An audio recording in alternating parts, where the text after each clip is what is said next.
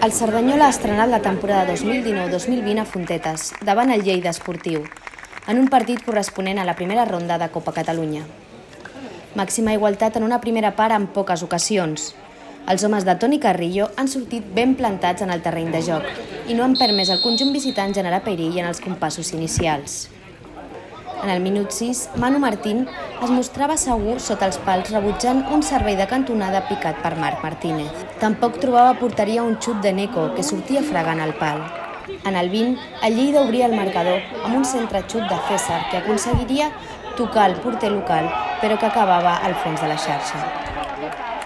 Massa premi pels mèrits d'un i altre equip. Amb la reacció del Cerdanyola, Nils buscava l'empat amb un lliure d'indirecte que s'estavellava en la tanca defensiva.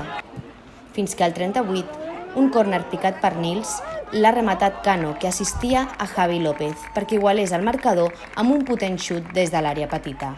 Amb empat a 1 arribaven al descans. A la represa, les defenses es tornaven a imposar a les davanteres, que no aconseguien trenar jugades de perill. En el 49, Nils ho intentava amb un xut que es perdia per la línia de fons. Raúl i Eder posaven la rèplica, però Manu Martín blocava amb seguretat. En el tram final, els verds han acusat el cansament i els de la terra ferma ho han aprofitat per endur-se l'eliminatòria. En el 82, una centrada des de banda dreta ha permès Neco establir l'1-2 amb un xut col·locat. La sentència arribaria 4 minuts després, amb una rematada de primeres de Joanet.